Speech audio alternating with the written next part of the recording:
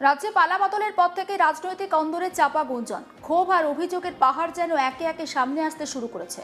আর সেই আবহেই এবার পোস্টারে পোস্টারে ছেয়ে গেল এক তৃণমূল কাউন্সিলরের নাম। কোথাও তাকে চোর বলা হয়েছে, কোথাও তোলাবাজ, আবার কোথাও লেখা হয়েছে খুনির শাস্তি চাই। শুধু তাই নয়, লক্ষ লক্ষ টাকা আত্মসাৎ, বেআইনি নির্মাণ, সাধারণ মানুষের টাকা ফেরতের দাবিতেও সরব হয়েছে পোস্টার। আর সেই নিয়ে রাজনৈতিক মহলে জোর চর্চা শুরু হয়েছে। দলের অন্দরে ক্ষোভ কি এবার প্রকাশ্যে চলে এলো, নাকি দীর্ঘদিনের জমে থাকা ক্ষোভ বিস্তারিত হলো দেওয়াল জুড়ে? পোস্টারের ভাষা ঘিরে এলাকায় ছড়িয়েছে তীব্র চাঞ্চল্য। উত্তর ব্যারাকপুর পৌরসভার 20 নম্বর ওয়ার্ডের কাউন্সিলর তথা আইনজীবী রবীন্দ্রনাথ ভট্টাচার্যের বিরুদ্ধে এই পোস্টার পড়েছে বিভিন্ন এলাকায়। পোস্টারে লেখা রয়েছে, চোর রবীন ভট্টাচার্য লক্ষ লক্ষ টাকা আত্মসাৎ করেছে, বেআইনি নির্মাণের টাকা ফেরত দিতে হবে, খুনি রবীন ভট্টাচার্যের শাস্তি চাই, তোলাবাজ রবীন ভট্টাচার্যের বিরুদ্ধে আইনি ব্যবস্থা নিতে হবে। যে পোস্টার পড়েছে সেই পোস্টার এই মুহূর্তে আপনারা স্ক্রিনে দেখতে পাচ্ছেন এবং পোস্টারে ঠিক কি কি লেখা রয়েছে সেটাও আপনাদেরকে দেখাচ্ছি। স্থানীয় সূত্রে খবর, ভোটের ফল প্রকাশের পর থেকে এলাকায় এই নিয়ে চাপা ক্ষোভ বাড়ছিল। উল্লেখযোগ্যভাবে গত 4 মে ফল প্রকাশের দিন দীর্ঘদিন সাসপেন্ড থাকা রবীন্দ্রনাথ ভট্টাচার্যকে আবার দলে ফিরিয়ে নেয় ব্যারাকপুর লোকসভার সাংসদ পার্থ ভৌমিক।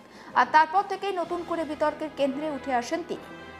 রাজনৈতিক পর্যবেক্ষকদের একাংশের মতে, লোকসভা নির্বাচনে তৃণমূলের শোচনীয় ফলাফলের পর বহু কাউন্সিলর কার্যত গা ঢাকা দিয়েছেন। আর সেই আবহে এই পোস্টার ঘিরে নতুন করে চাপ বাড়ল শাসক দলের অন্দরে। এলাকায় পোস্টার পড়াকে কেন্দ্র করে সাধারণ মানুষের মধ্যেও নানা প্রশ্ন উঠতে শুরু করেছে। বিশেষ করে পোস্টারে সরাসরি আর্থিক দুর্নীতি, বেআইনি নির্মাণের অভিযোগ সামনে নিয়ে আসায় বিষয়টি ঘিরে রাজনৈতিক উত্তাপ আরও বেড়েছে। এ বিষয়ে উত্তর ব্যারাকপুর পৌরসভার বিদায়ী চেয়ারম্যান মলয় ঘোষ বলেন, বিষয়টি আমার জানা নেই। রবীন্দ্রনাথ ভট্টাচার্য এখনো পর্যন্ত পদত্যাগ করেননি, বিষয়টি পুলিশ দেখবে, আইন আইনের মতো চলবে। একবার শোনাবো পুরসভার বিদায়ী চেয়ারম্যান মলয় ঘোষের বক্তব্য।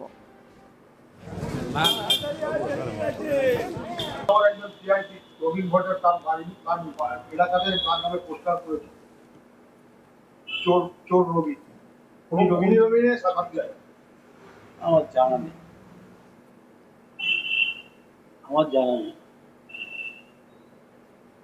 কি জানা নেই? এই যে পোস্টার পড়েছে, ওই তারই ওয়ার্ডে তিনি কাউন্সিলর এখন ও আমাকে ফোন করে বলেছিল যে ও নর্থ বেঙ্গল যাচ্ছে। আমার ফোন করেছে, বলে আমি নর্থ বেঙ্গল যাচ্ছি, আমি ফিরে এসে রেগুলেশন কালকেও আসতে পারিনি, কোনো অসুবিধা ছিল। পুরো আম পাবলিকের কাছ থেকে লক্ষ লক্ষ টাকা আছে হাতিয়ে নিয়েছে, সেই টাকা ফেরত চাইছে, সেই দাবি তো পোস্টার করছে। আমি যেটা জানি না, দেখুন সে সম্বন্ধে আমার পোস্টার করা নিয়ে কি বলবো, কি মন্তব্য করবেন? পোস্টার করেছে পোস্টার বেরিয়েছে, তাহলে তদন্ত করে ওকে কমপ্লেন করতে হবে, কোথাও যে আমার নামে পোস্টার করেছে। প্রপার এজেন্সি আছে, তারা তদন্ত করে এগুলো বলতে পারে। তো আমরা কি করে বলবো এখানে আমার পোস্টার যেটা জানা নেই, সেটা অ্যাডভার্স কোনো কিছু কমেন্টস করাটা বাঞ্ছনীয় নয়। কতটা লজ্জাজনক এরকম সমাজে আইনের লোক, আইনজীবী। দেখুন, যার সত্যতা সম্বন্ধে আমার কোনো নির্দিষ্ট ধারণা নেই, সেজন্য আমার কোনো মন্তব্য করাটা বাঞ্ছনীয় হয়। আমি নিজেও আইন পেশার সঙ্গে যুক্ত। একটা জিনিস আমি জানি, বাপ বাপকে ছাড়ে না, আর আরাম না হতে করি আর সোজা কথা আমার কাছে। লোকে বলে না, ডুবে ডুবে জল খেলে শিবের বাপ টের পায় না, এটা ঠিক না। বিয়ের আগে আমি যদি ডুব মেরে বেশি জল খেয়ে ফেলি, মায়েরা ধরে, এই তুই নিশ্চিত, তখন খালে চান করতাম। আমাদের বাড়ির পিছনে খাল গেছে, খুব উঠতাম, জল খেয়ে ফেলতাম, বলতো ঠিক আছে জল খেয়ে ফেলিস, তুমি খেতে পারছি না, কারণ মা ধরে ফেলতো।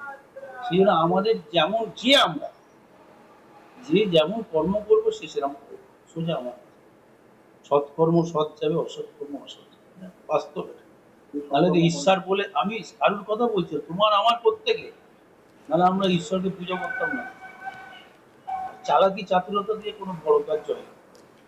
এই মন্তব্যের পর বিরোধীরা বিষয়টি নিয়ে আক্রমণ শানাতে ছাড়েনি। অন্যদিকে নোয়াপাড়ার বিজেপি বিধায়ক অর্জুন সিং কড়া ভাষায় আক্রমণ করে বলেন, কয়েকদিন আগে এক বয়স্ক ব্যক্তিকে মেরে ফেলার অভিযোগ উঠেছিল। বেআইনি নির্মাণ করে বহু মানুষের কাছ থেকে টাকা নিয়েছে।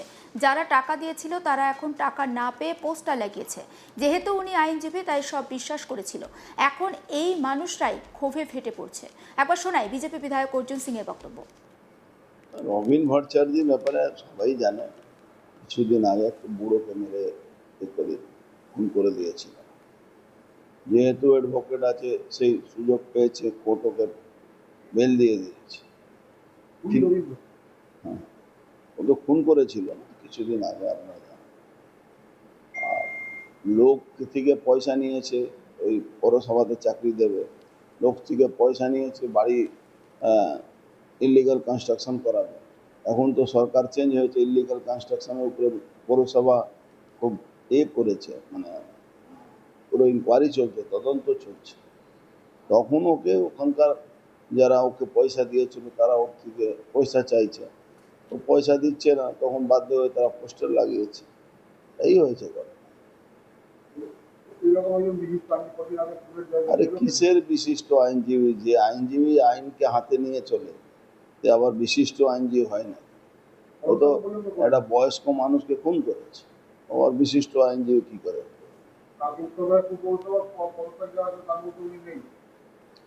পদত্যাগ মধ্যে উনি নেই সেটা তো উনি বলতে পারবেন।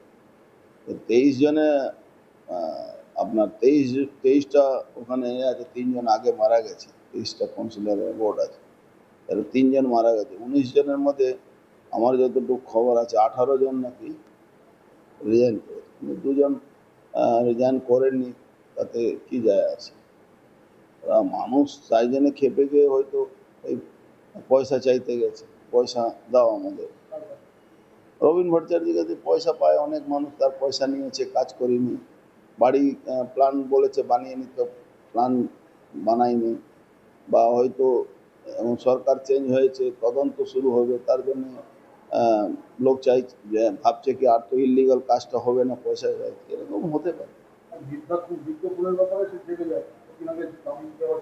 হ্যাঁ, ও তো অ্যাডভোকেট হওয়ার সুযোগে কিছু পেয়েছে, সুবিধা পেয়েছে। বেশিরভাগ অ্যাডভোকেটরা ওর হয়ে করেছে, যেহেতু অ্যাডভোকেটের ম্যাটার আছে। আমি ওই ব্যাপারে যাচ্ছি না, কিন্তু আইনের মতন চলবে। ওর এগেনস্টে যা মামলাগুলো আছে সব ভালো করে তদন্ত হবে। ওর এগেনস্টে অনেক মামলা আছে, অনেকবার ও তো জজকে গালাগালি করে, ও পুলিশকে গালাগালি করে, অনেকগুলো আছে। মামলাগুলো তো উঠবে, মামলাগুলো যে এফআইআর পুলিশ চেপে দিত, এই মামলাগুলো, সেই মামলাগুলো তো উঠবে। ঘটনাকে কেন্দ্র করে স্বাভাবিকভাবে উত্তর ব্যারাকপুরের রাজনৈতিক পরিস্থিতি ক্রমশ উত্তপ্ত হয়েছে। পোস্টারের নেপথ্যে কারা রয়েছে তা নিয়েও শুরু হয়েছে জল্পনা। এই ঘটনায় তৃণমূলের অন্তরের অস্বস্তি আরও বেড়েছে। সমস্ত আপডেট পৌঁছে দেবো আপনাদের কাছে, নজর রাখুন আজ তাক বাংলায়, সাবস্ক্রাইব করতে ভুলবেন না।